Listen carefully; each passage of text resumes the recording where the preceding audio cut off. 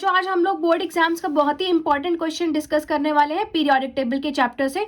तो यहाँ पे देखिए क्वेश्चन दिया हुआ है, right the number of protons, neutrons and electronic configuration of potassium and phosphorus, also state the position in periodic table. आगे भी हम लोग बहुत सारे क्वेश्चंस डिस्कस करेंगे जो बोर्ड एग्जाम से रिलेटेड है और बोर्ड एग्जाम्स में जो आते हैं 100% उस कॉन्सेप्ट के क्वेश्चन आएंगे, वो हम लोग आपको सारा कंटेंट प्रोवाइड करेंगे। उसके लिए आप प्लीज शेयर करिए, सब्सक्राइब करिए और लाइक करिए ताकि हम आपको और इम्पॉर्टेंट टॉपिक्स प्रोवाइड कर सके।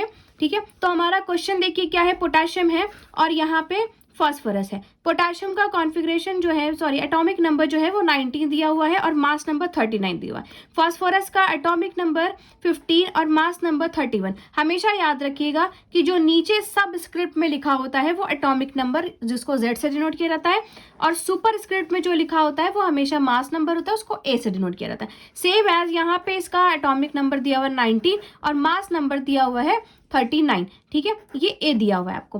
अब क्या पूछ रहा है, प्रोटॉन और न्यूट्रॉन पूछ रहा है और उसका इलेक्ट्रॉनिक कॉन्फ़िगरेशन पूछ रहा है। तो प्रोटॉन और न्यूट्रॉन की खास बात क्या है कि जितना एटॉमिक नंबर होगा उतने ही आपके नंबर ऑफ प्रोटॉन होंगे। ठीक है, तो प्रोटॉन निकालने के लिए जो पोटेशियम के प्रोटॉन है, पोटेशियम का एटॉमिक नंबर 19 है तो पोटेशियम में 19 प्रोटॉन हो जाएंगे। यहाँ पे फास्फोरस का एटॉमिक नंबर 15 है तो फास्फोरस में कितने प्रोटॉन हो जाएंगे, 15 प्रोटॉन हो जाएंगे, 15 प्रोटॉन्स हो गए। ठीक है, अब हमें पर न्यूट्रॉन निकालना है। न्यूट्रॉन निकालने के लिए फॉर्मूला होता है mass number minus atomic number. तो यहाँ पे मास नंबर कितना है 39, 39 माइनस 19 कर देंगे तो यहाँ पे न्यूट्रॉन हमारे कितने हो गए, 20 हो गए। नंबर ऑफ न्यूट्रॉन्स किसके आ गए, पोटेशियम के 20 आ गए।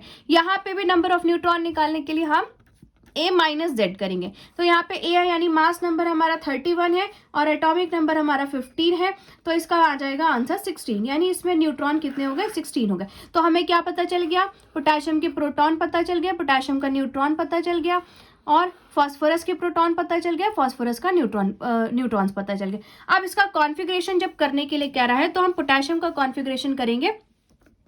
पोटेशियम का कॉन्फ़िगरेशन बनेगा, एटॉमिक नंबर 19 है तो ये बनेगा 2,8,8,1। आपको याद रखना है कि हमारा जनरल कॉन्फ़िगरेशन क्या होता है, 2,8,8,2। यहाँ से आप 20 तक का सारा कॉन्फ़िगरेशन कर सकते हैं। ठीक है, आपको ये याद रखना है। ये पहली शेल में 2 इलेक्ट्रॉन, दूसरी शेल में, पहली शेल हमारी K होती है, दूसरी शेल L होती है, थर्ड शेल होती है M, फोर्थ शेल होती है N। N में, K में केवल 2 इलेक्ट्रॉन रह सकते हैं, फिर L में 8 इलेक्ट्रॉन रह सकते हैं, M में 8 इलेक्ट्रॉन रह सकते हैं और N में 2 इलेक्ट्रॉन रह सकते हैं। तो उसके अकॉर्डिंग हमने कॉन्फ़िगरेशन एटॉमिक नंबर 90 यानी पोटेशियम है उसका हमने कॉन्फ़िगरेशन बना दिया 2,8,8,1।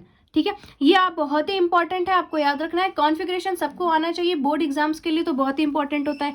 ठीक है, अब फास्फोरस हमारा 15 है, फास्फोरस का बनेगा 2,8,5। पहली शेल में केवल 2 इलेक्ट्रॉन रह सकते हैं तो हमने 2 लिख दिया।